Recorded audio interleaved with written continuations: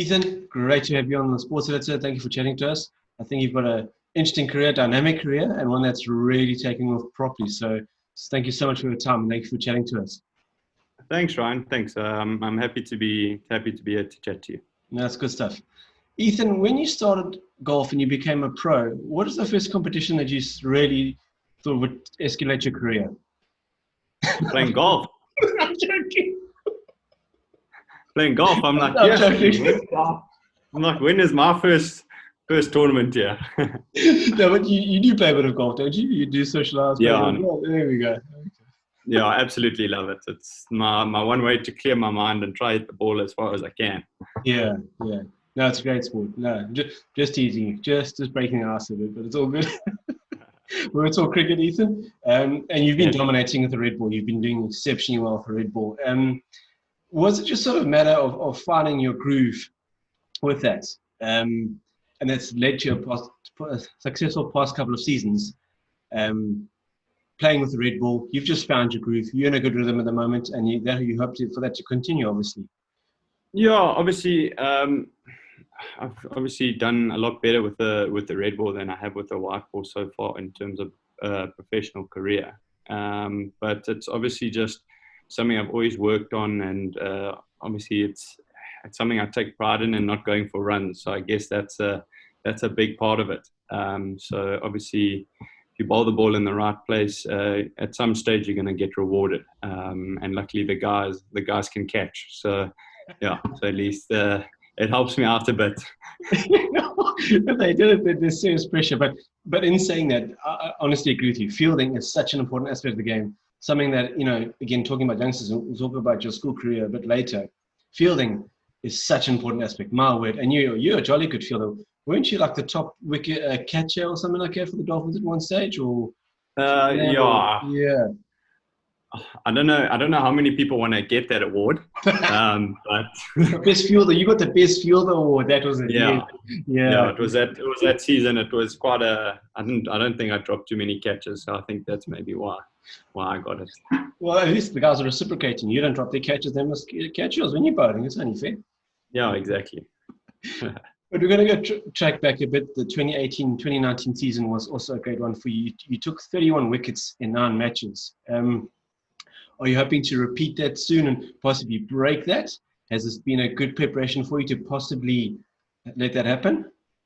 Yeah, so obviously that was a good season for me. But I think obviously you as a bowler, you always want to strive to be better and to do a lot better. And obviously if you're doing well, your team is obviously doing well as well. And obviously, but main thing is the team comes first. And if there's a job that needs to be done and that kind of thing, whatever it is, then I'm happy to do it. So obviously that it was my side of or was on the better side of the wicket taking column in that season.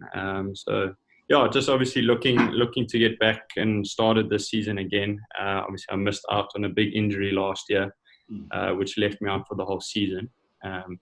So yeah, just looking forward to getting back on the field and playing with the guys again.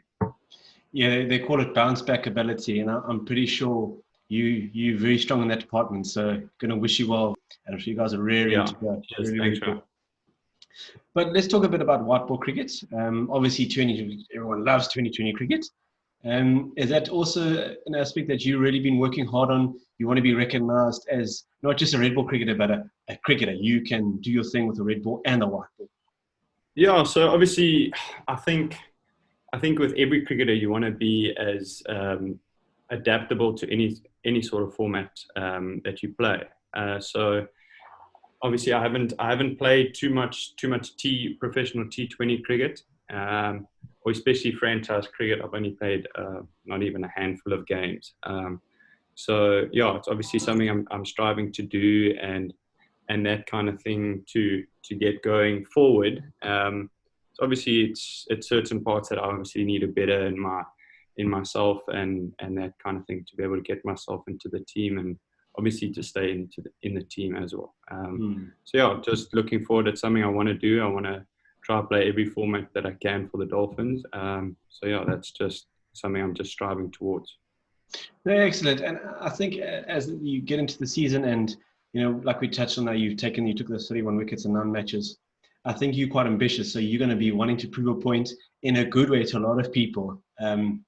And even knock on that essay door down the line. And we're going to chat about that a bit later as well. Yeah. But to me, you come across as a person who's quietly ambitious. You want to prove a point, but in a good way. Is that a sort of fair assumption of your character? Yeah, I just think I can say this, I'm quite hard on myself. Right. Where I try to, not a perfectionist, because you can't be perfect in this game. You're always going to have a good day and a bad day. But obviously, it's trying to narrow that gap between your good and bad days. So if you are having a bad day, it's not really that bad. So it's just a matter of just trying to zone in on all your skills and all of that kind of thing, just to make sure that you're more consistent. So, and obviously that shows for any player that's played for South Africa or whatever it is, that the more consistent you are, the better performances that you're putting in and stuff like that, you're going to get rewarded. And hopefully one day, I do play for South Africa. You mentioned the word skills there, and that's where I believe schools play a huge role, especially your school coaches and things like that. Attended Hilton College, well known for their cricket, produced fantastic results, and I think the past couple of years it's been great to see the first team do so well and dominate. Was it a focus there of focusing on attention to detail just to get those little things right, to the extent where you're landing that foot correctly, you bowling through properly, you're bowling the right channel? Were they quite put a bit of emphasis on those little details? Yeah, so I mean, I obviously going to Hilton, I think I was very fortunate enough to be exposed to the coaches that I did. So at first team level, I had the likes of Neil Johnson for my first year and a bit, and then I had Dale Benkenstein for my last little bit of matric. So obviously, being exposed to guys that have played international cricket and know what it takes to play at the top level, it's obviously they push you for certain parts where they know that you need to be pushed. So it's, yes, talent can get you, it can only get you so far. So obviously the rest is all hard work and determination to be able to succeed and to go forward in the career. So, I mean, I'm grateful to have had those coaches, because like not many people get exposed to coaches, so those type of coaches so early on in their career or in their life, let's say. So yeah, I'm very grateful for that. Just rattle your memory bank there. Could you tell us what your best bowling figures are at first team level? Yo. Look, I don't think I took many fifers at school, actually. But you were jolly consistent, weren't you? Oh, I mean, I would hope so.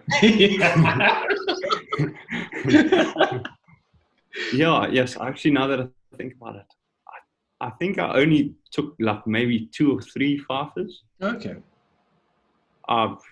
Yeah. So, I mean, it's actually quite a funny story. Obviously, grade 8 to 9, I batted like 4 and stuff for the A sides, and then I went to first team, and I was thinking, yes, maybe I'm not going to bat 4, but maybe I'll bat like 6 or something. And Neil Johnson said to me, he was like, listen here, you need to prove yourself as a bowler first before you can prove yourself as a batter. So that for me was a big thing, because I think that first little bit, those first 3 months, I was batting at 10 or something like that. Yeah. And I'm like, yes, I've never batted here in my life. And then obviously the more and more I played and the more consistent I was, you get rewarded for it. So it's quite funny that you have to almost work for something. Yeah, no, it's true. It's true.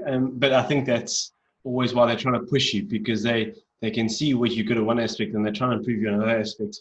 And sometimes it's a tough call to swallow, because you think, geez, what have I done wrong here? I think I'm doing bloody well. Exactly. And it's like, well, try again. So it's a tough call to swallow. Yeah, it really, really is. Yeah. And talking a bit about coaching, and we're going to revert back to your career just now, but as a coach and your current coach, is there a sort of a good holistic approach to the 4-day game as well as the limited overs game? As a squad, do you feel a good mental space at the moment? Are you talking in the squad in general, or just Yeah. me personally? Well, both. How are you feeling for the upcoming season? Are you feeling strong? You're going to do. Yeah, I think as a squad we're in a good space. Yeah, I mean, obviously with this whole pandemic going on and stuff like that, there's going to be new challenges that are approaching all of us in terms of how we play and all of that. So yeah, I think the guys are, like I said, very excited. And you know, we are in a good space. The boys have all got along well with each other this off season, and we've worked really hard. So hopefully, obviously, we're striving to be a lot better in our four-day cricket. You know, because that's something that we've struggled a little bit in the past. So I think the guys are really determined to hopefully make this season a very successful one in terms of red ball cricket. White ball cricket, we've always been quite good, and obviously it's just trying to keep it up. Absolutely. Yeah. And then soon after school, you ended up playing for KZN Coastals. And when you arrived there, did you sort of feel, okay, this is the path to your professional cricket career? Or were you just sort of saying, you know, game by game, try to make this work? Or were you looking at it saying, I've got to push into the franchise side here? Yeah, so look, I was very, very lucky to have been offered a Dolphins contract almost straight out of school, or practically straight out of school. So my first year, obviously, I think my first game for the coastal side was in the beginning of Jan 2017, and it was just a matter of playing professional cricket. And obviously, I wasn't sure whether or not I was going to be play, or if I was going to play for the Dolphins straight away. So for me, it was almost something that I needed to earn. It wasn't like, okay, yes, you've got a contract, but now you need to earn it. You need to show why all of this has happened, and et cetera, et cetera. So it was kind of just like a determination thing to be able to prove myself to play. So I think that first season that started then, I think I only ended up playing 3 games or something like that for the Dolphins. So yeah, so it was obviously just something that I try to work towards and learn from all the guys that have played cricket for so long, like your Robbie Frylinks, your Kaya Zondos, your Keshovs, you name it. So it was just a matter of just learning from them and just growing myself as a player and in situations and all of that. So yeah. Absolutely. There we go. You've really taken a 6 if I'm not mistaken. So you are progressing. You see, there we go, getting better and better as we go along. Who's the one batsman that you really relished getting at? Yes, I think any top order batters for any franchise team is always good to get out, because then you're always starting on the front foot. I think you could always say the big names. I can't put anyone like. No, you just enjoy it when you get a wicket. You obviously doing what they want you to do, and you're making things work. So that's absolutely brilliant. But now, in fairness, when you're in the nets and it's your turn to bat, surely 1 or 2 bowlers give you a hard time. Yeah, look, I think as the bowling unit, we always have this. It's like almost like the bro code, where like it's called, obviously the bowlers code, where you don't bowl bumpers to any of your fellow bowlers. So, but I mean, guys, obviously in the nets, it's obviously it's just practice, and in the nets you obviously seem to have a little bit more freedom than you do in outdoors, in the actual game. So obviously it's just a matter of playing your best shot against their best ball, or whatever they give to you. So yeah, obviously it's a nightmare sometimes when the guys are nipping it around and swinging it around, but obviously it's a part of the sport. Yeah, absolutely. Oh, that's why cricket is just a beautiful game. It really is. Yeah. There's so much to it. It's fantastic. Yeah, exactly. But Eathan, you are very handy with the bat, and you've come to the Dolphins' rescue a number of times, whether you've chipped in with a good 30, made a couple of 50s. But your highest first-class score was 99. Are we going to see 100 anytime soon? Well, look, hopefully the next time I get to 99, I don't put my front pad in the way. Yeah, so obviously that was for the coastal side. But yeah, it's something I definitely, going forward, I want to improve. I want to contribute a lot more with the bat and that kind of thing. Yeah, it's obviously even in school I was an unbelievable 30 player. Like I was so good at getting 30, and so it's just something I'm now obviously striving towards and to be a lot better, because that the more you have to put in your bag at the end of the day in terms of like skills wise and what you can add to a team, it's for the better. So that's obviously something I'm striving towards, and obviously hopefully one day I can score 100, and hopefully when I get the chance I take it. So a typical bowling all-rounder, that's something you perhaps aiming to be known as? Yes. There's also the talk there, as we're moving around a bit today. Just want to get your opinion here. There's often that saying that you must bat a team out the game, but now you're a bowler, but you also believe you're quite handy with the bat. Is that something that you'd consider to be positive for the side, the Dolphins side, that you can bat the opposition out of the game? Yeah, so obviously, I think especially in four-day cricket, the main thing is you need 20 wickets to win a game. That's what it is. So obviously the ball is very important. But like you said, if you bat a team out the game, then obviously it's a good thing, because now you're obviously giving your team the best opportunity to be able to get 20 wickets, maybe with only batting once. So yeah, it is obviously very important. But obviously with the whole point system and stuff like that, it doesn't really allow you necessarily just to completely bat a team out.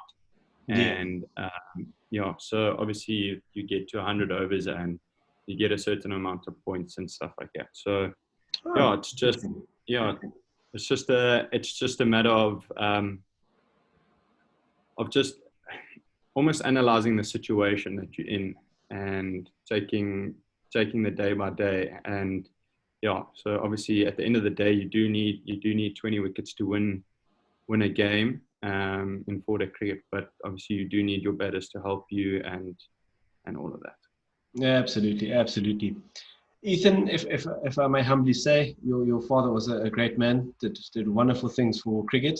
Obviously, he went on to play for South Africa. And obviously, that's something that you aiming for. It's probably in the back of your mind, but it's always there working towards it.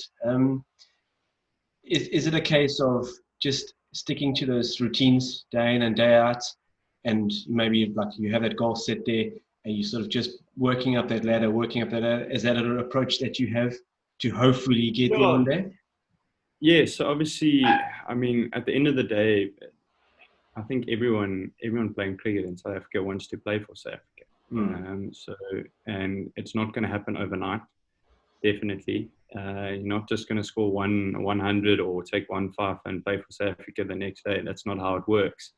So yeah, it's obviously something it's like a long-term goal.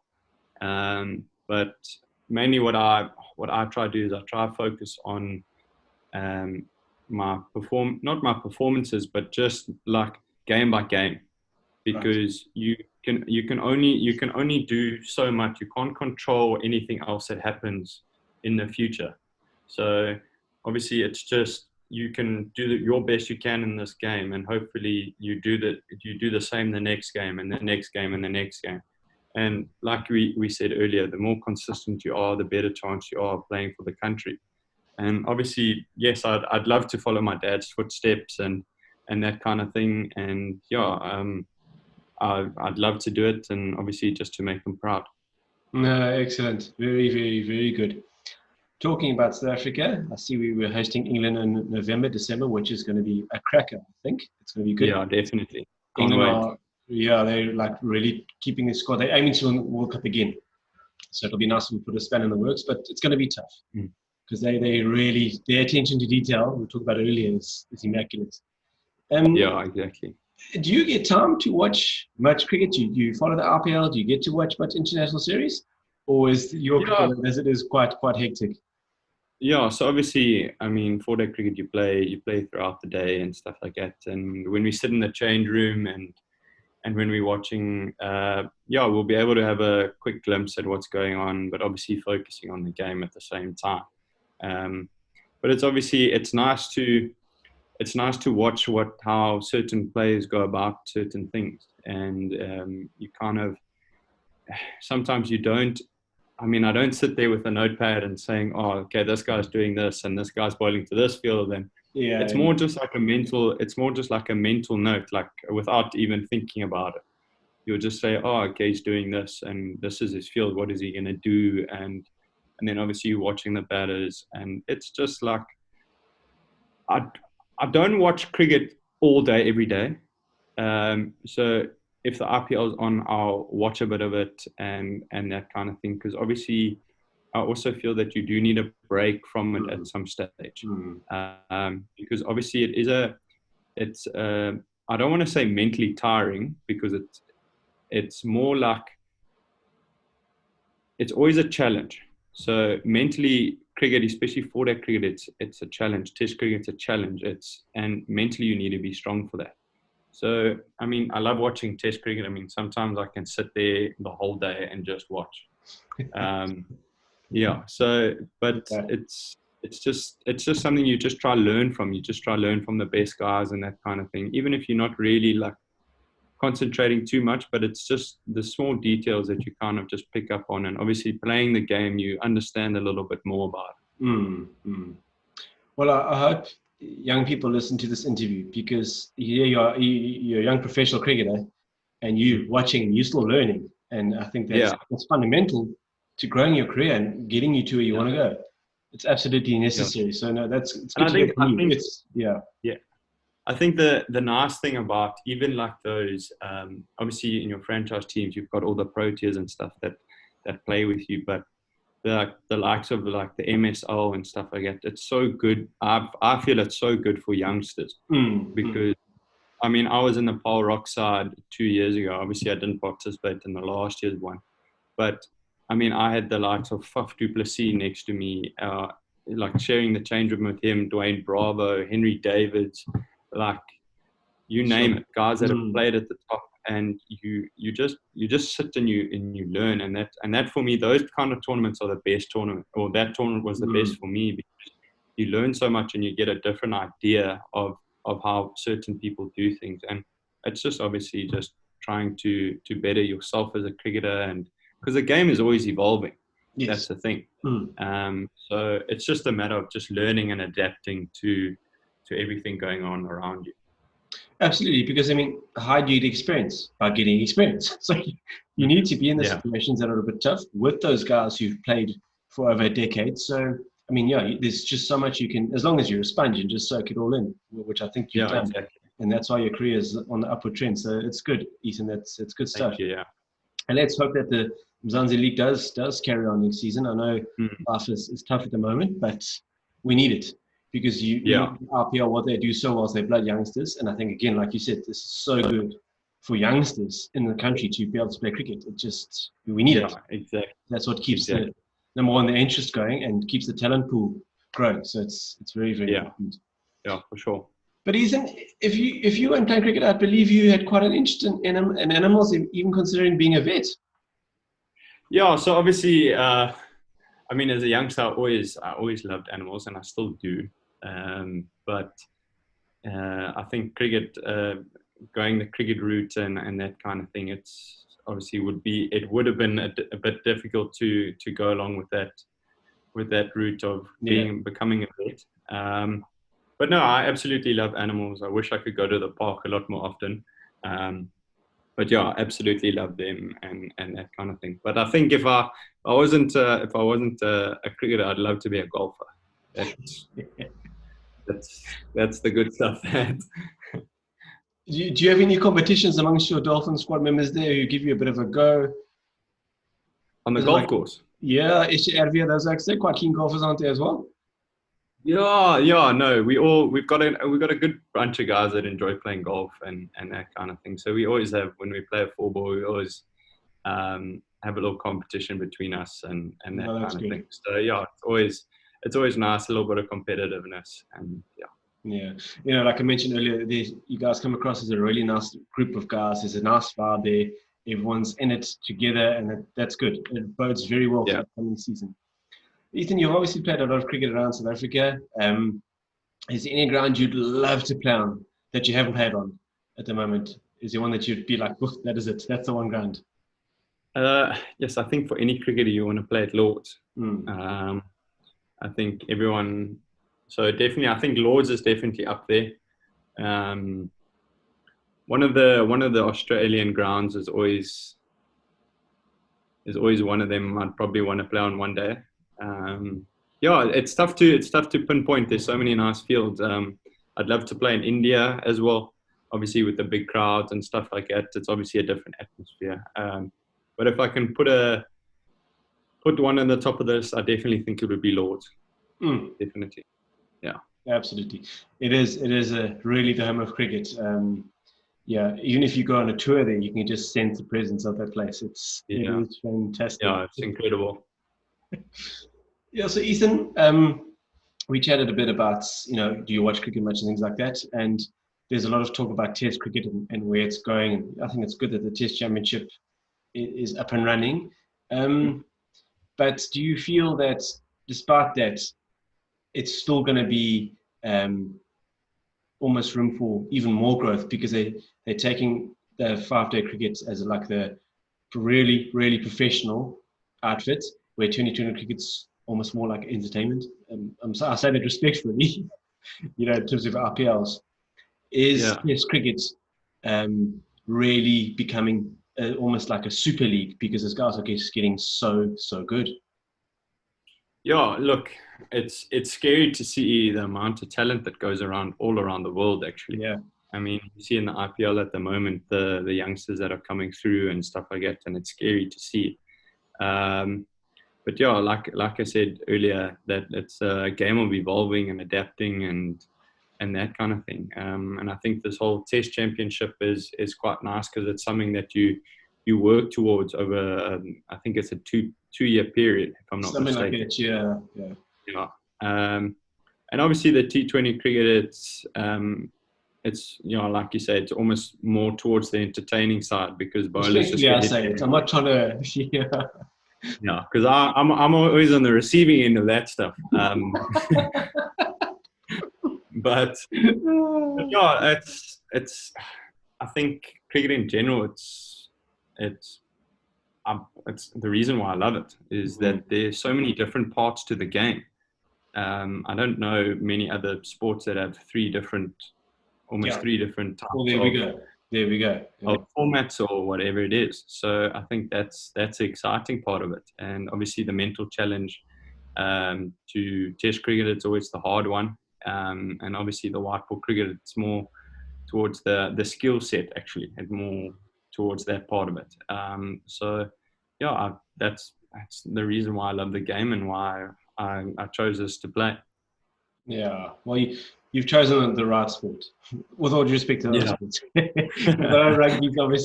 rugby's massive. It's not so much rugby. Don't get me wrong; it really is. Yeah. I just like the patience game and like you said, the mental aspect and all the skills involved in cricket. There's so much to it. It's really, really good. Yeah. Eathan, you've been a brilliant guy to chat to. Really appreciate your time. Really hoping all goes well in the season. Yeah, cheers, Ryan. Thank you so much for having me. Appreciate it so much. All good, my man. Thanks for being such a good egg. I appreciate it. No problem. Anytime. Look after yourself now, eh? You too. Go play some golf. I'll try my best.